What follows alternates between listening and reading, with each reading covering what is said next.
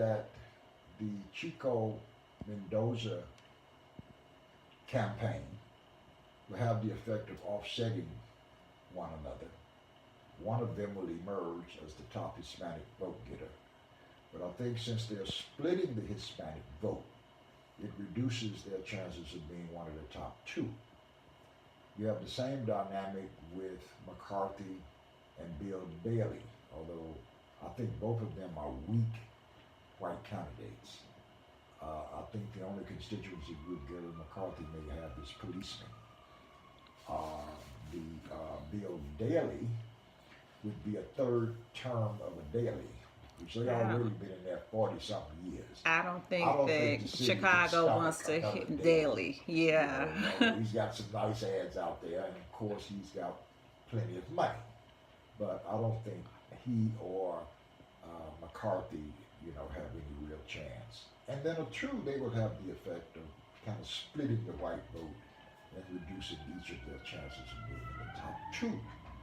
So my reading as it appears now, what it looks like is Preckwinkle is a strong show horse, but she has some baggage herself. Hmm. And she's also, all the other candidates in the field are black candidates. They will have the effect, whatever portions they get would be votes that otherwise people would think would have been Preckwinkles. So I'm sure that's a concern for Preckwinkle. The other candidates cutting into the black vote, making her numbers more competitive, say with the Chicos and the Mendozas, perhaps Bill Daley and McCarthy, but I think they're just two weak candidates there. I don't think either one of them is going to have any significant degree. And so, I think Well, that, let's delve in. Since we are a Black Coffee Political Alliance, let's uh, let's delve in a little bit more to the black candidate field that is on the ballot. We have Tony Preckwinkle, of course. Then we have Lori Lightfoot. We have Amara Anya. We have LaShawn K. Ford. And there was another gentleman that you mentioned in the Neil paper, Sales Griffin, Neil Sales Griffin. Can you share? Willie And Wilson. Willie Wilson, I'm sorry, Dr. Willie Wilson. And I certainly didn't do that in any malicious way. It's just trying to remember everyone has been challenging over this race. As far as the people who are actually on the ballot, there are certain other candidates that were in the race as well. But the Neil guy, very never heard of him, but very interesting a very interesting story that you told me earlier about him. What what's his how is it that he was allowed to still get on the ballot, not even reaching the petition signature requirement? Well, that's the question that I have after reading the article today, because I understand in the article yesterday that he was also short of the required signatures, and his matter was before the election commission, as was Dorothy Brown, and somehow he was allowed to go on the ballot. But there wasn't much in the way of explaining what was it that caused that to be allowed. If the initial complaint was he was deficient, as was Dorothy Brown. And so I don't know the answer to that question. I'm looking to understand what that is. I would say that I was on the screening committee with Neil, along with Dorothy Brown and Amara and some other candidates, and I was impressed with Neil Sales. He's a tech entrepreneur, very smart, very articulate. Don't know a lot about his tech business and his savvy around that, but he did come across and was very articulate and had a very clear explanation of what he wanted to see. Whether or not the Chicago electorate has the ability to elect a young man of his age will probably serve to be a bias in his candidacy. But he is someone that I think we should all keep an eye on, because he certainly demonstrates ample promise for business and politics.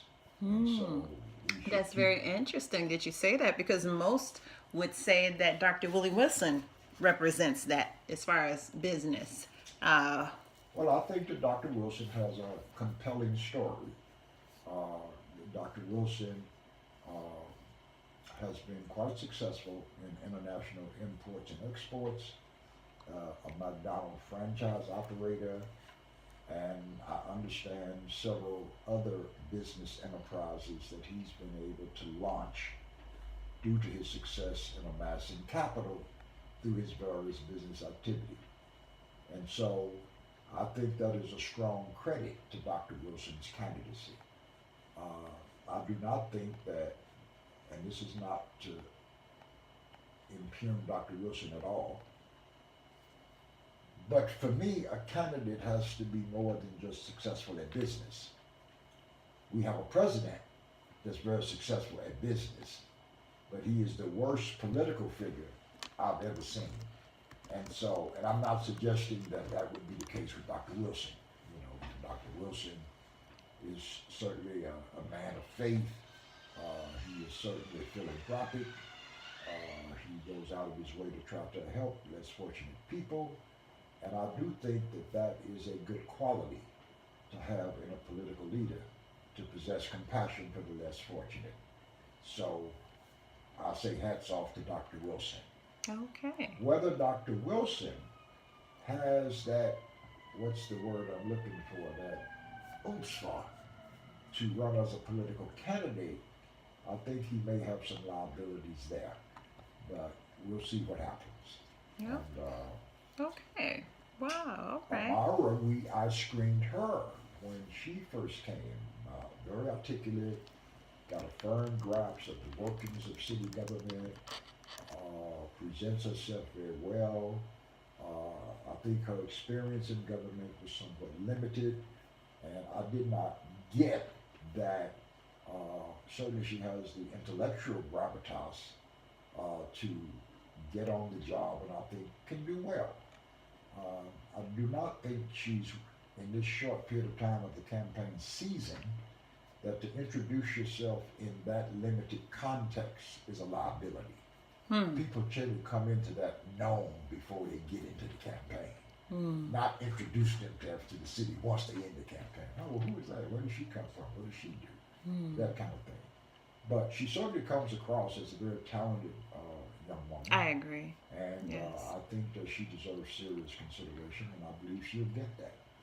She do bring with her an appeal amongst the millennial voting group who has kind of rose up in this election cycle. Yes. Well, my sense is, though, that particular demographic still has some work to bring the full weight of its presence to the political process. Okay. But I'm glad to see that they have risen up. Glad to see that Chance and others and Amara has Kanye. appealed to them, and Kanye, Yes.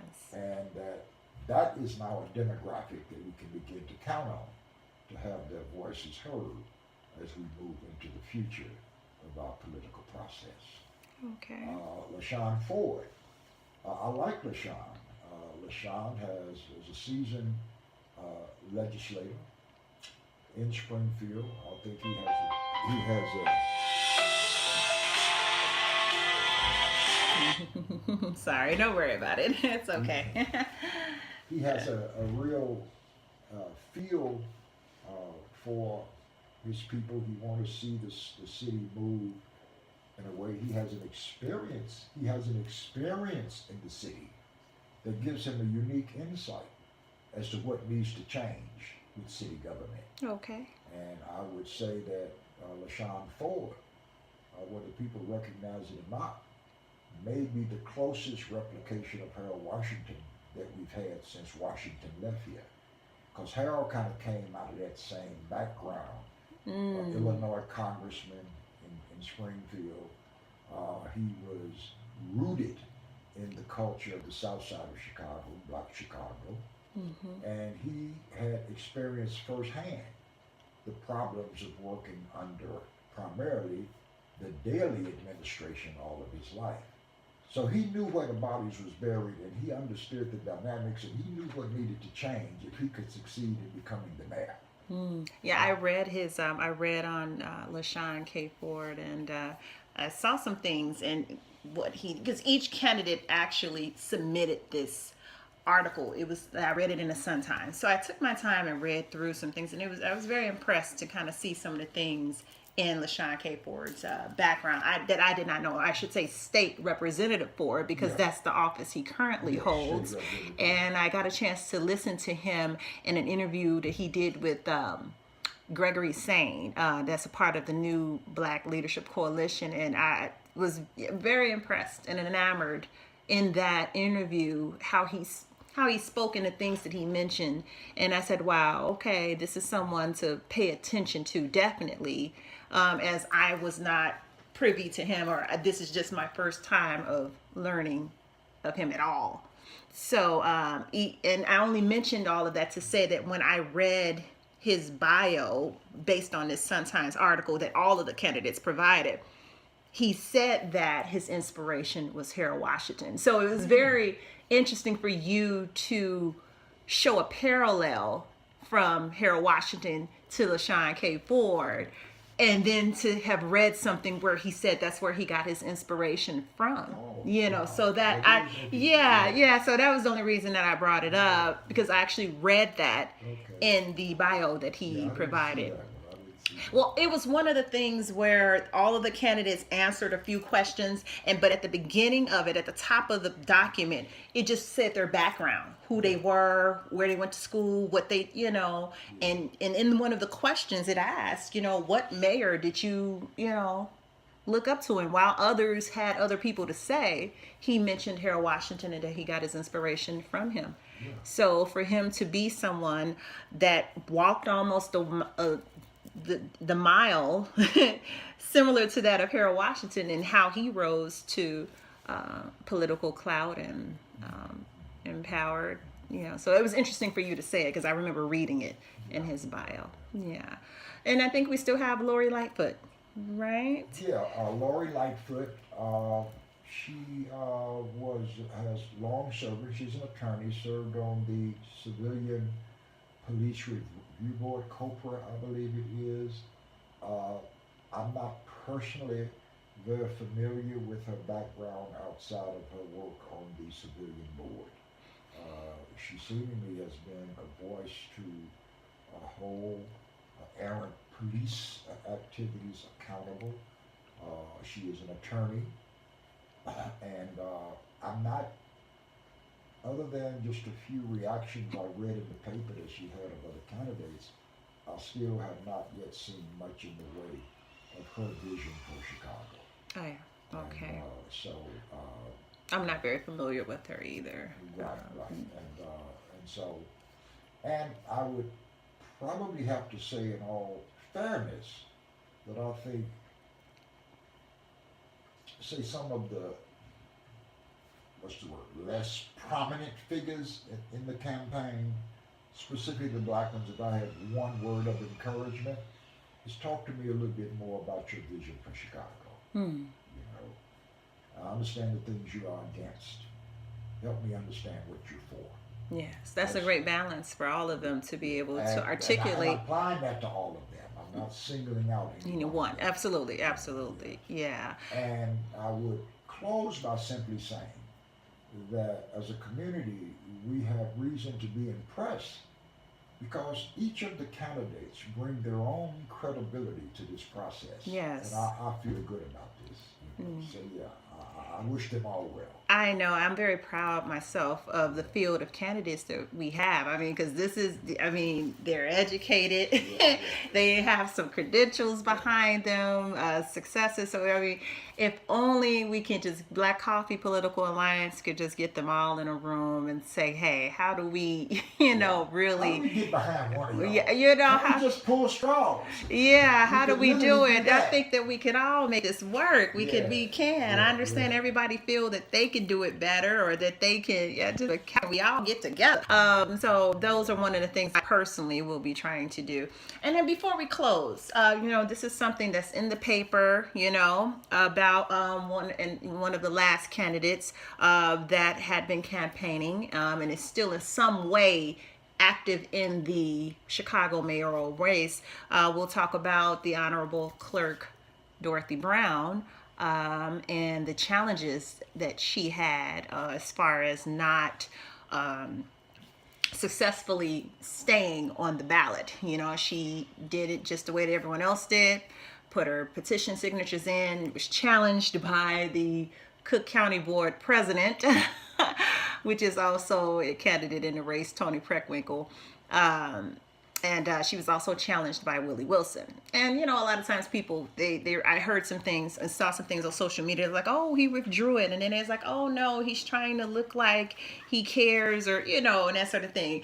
But when I found out that it was only 83 petitions that he challenged on, it was a very small amount. So, you know. Well, if you look up and see that there's another challenger that has over 1,000 challenges to the signatures, then you might as well withdraw your 83. You know, because if she can't survive over 1,000, then she certainly, you don't have to worry about your 83. You know.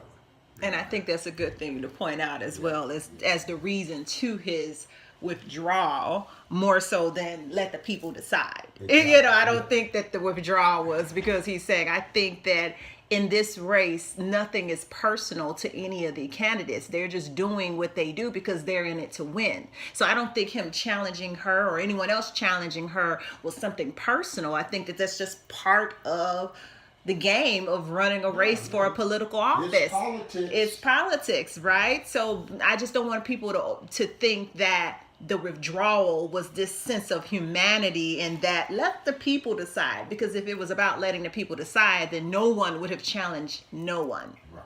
You know, Because so the ultimate determinant will be the vote at the polls on election day. absolutely. That's who will eliminate you. Then you don't have Yes. to worry about any preliminary Yes, election or petition challenge. You know. Yeah, so it's very interesting for her to have gone through the same thing that this Neal candidate did, and the board allowed him to get on the remain on the ballot, and did not allow Dorothy Brown to remain But we on the need to ballot. understand that decision a little better, Yes. because you can't have two sets of rules. If 12,005 signatures were not verified by the election commission, then Neal Sales Griffin shouldn't be on the ballot either. Yes. Now, I know he was close, but what I would need to hear is that they reviewed all the signatures and they determined that he hadn't met the threshold of 12.5, and that's why he's on the ballot. Anything short of that would be a real challenge. And I also had heard, not formally, I didn't see anything in the paper, that Dorothy Brown might be filing a motion in the circuit court to have them review the process that the election commission undertook.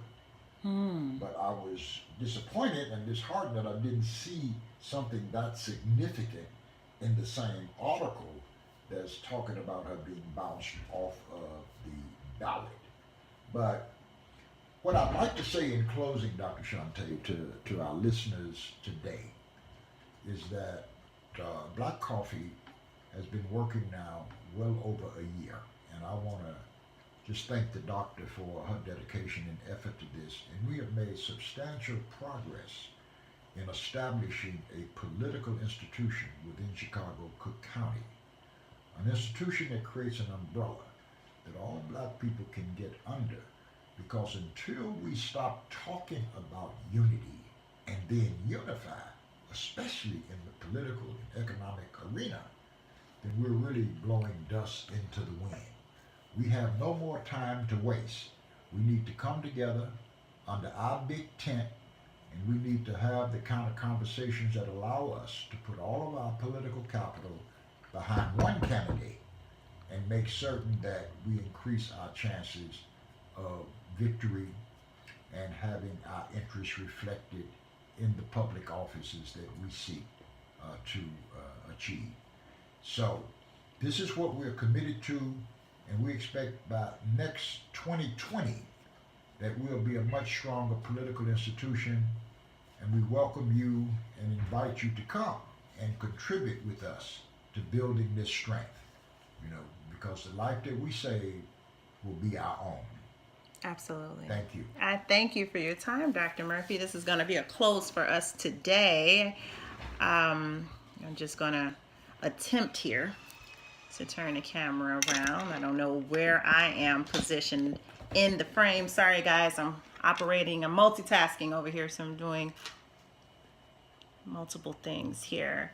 So none of them, the shots are in the same shot. Well, anyway, I thank everybody for tuning in to the Wake Up Hour today. Again, it was a little different because of where we are. The weather in Chicago kind of formed some challenges for us to get where we usually go for the broadcast. But nonetheless, we wanted to make sure that we did have the broadcast and started it back up. So it'll be every Wednesday afternoon, 1 p.m. Central Time, and we'll see everybody next week for the Black Coffee Wake Up Hour. Thanks for watching. Hey, Justice.